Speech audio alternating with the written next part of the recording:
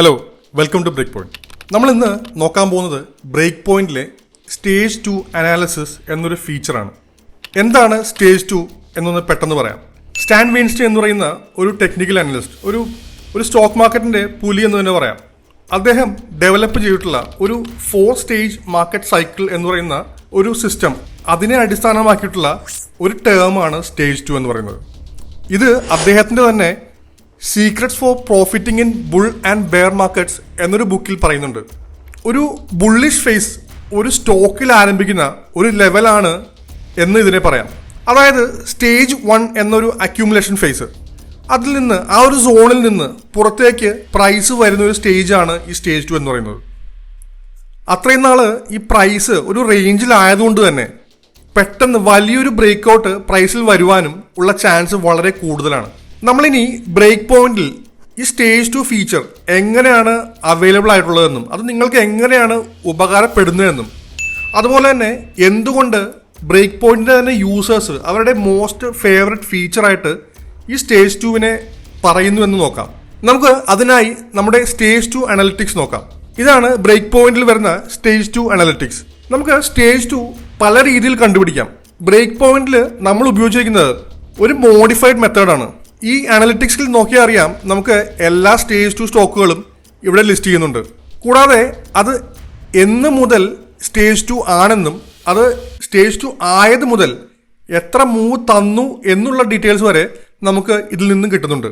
കൂടാതെ നമുക്ക് സ്റ്റേജ് 2 അല്ലാതെ ഇത് ഡിസപ്പിയർ ആയാൽ അതുവരെ, ആ ഡിസപ്പിയർ ആയ അന്ന് വരെ നമുക്ക് എത്ര പെർസെൻറ്റേജ് ഗെയിൻ തന്നുവെന്നും എന്നാണ് ഇത് സ്റ്റേജ് 2 അല്ലാതായെന്നുമുള്ള ഡീറ്റെയിൽസ് വരെ നമുക്ക് ഇതിൽ കിട്ടുന്നതാണ്.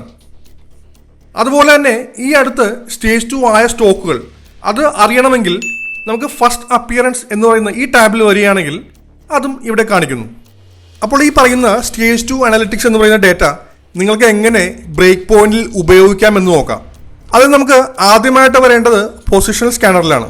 ഇതിൽ നമ്മൾ ടെക്നിക്കൽ അനാലിസിസ് നോക്കി കുറച്ച് സ്റ്റോക്കുകൾ ഷോർട്ട് ലിസ്റ്റ് ചെയ്തു എന്നിരിക്കട്ടെ.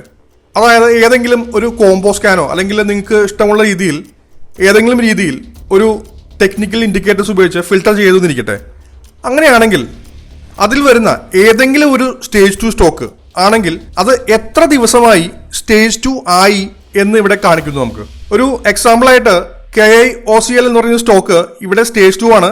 9 ദിവസമായിട്ട് ഇവിടെ സ്റ്റേജ് 2 ആയിട്ടാണ് കാണിക്കുന്നത്. അപ്പോൾ നിങ്ങൾ ഇപ്പോൾ ഷോർട്ട് ലിസ്റ്റ് ചെയ്ത ഏതെങ്കിലും ഒരു സ്റ്റോക്കുകളിൽ ഒരു 40-60 ദിവസമോ കൂടുതലായ ഒരു സ്റ്റേജ് 2 സ്റ്റോക്ക് ഉണ്ടെങ്കിൽ, അതായത് JK സിമെന്റ് പോലുള്ള 98 ദിവസമായി ഓൾറെഡി, നിങ്ങൾക്ക് ഓൾറെഡി മനസ്സിലാക്കാം അത് ഒരു അപ് ട്രെൻഡിലായിരുന്നു എന്ന്.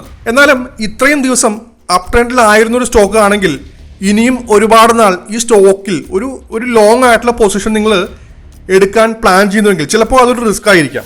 അപ്പോൾ എപ്പോഴും നല്ലത് 2-3 വീക്കെങ്കിലും ഹോൾഡ് ചെയ്യാൻ പറ്റിയ ടൈപ്പ് സ്റ്റോക്കുകൾ നമ്മൾ ചൂസ് ചെയ്യാണെന്നാണ്. അതായത് നമ്മൾ നോക്കുമ്പോൾ സ്റ്റേജ് 2 എപ്പോഴും ഒരാഴ്ചയിൽ അല്ലെങ്കിൽ ഒരു 10 ദിവസത്തിൽ കുറഞ്ഞ സ്റ്റോക്കുകളാണെങ്കിൽ വളരെ നല്ലതാണ്.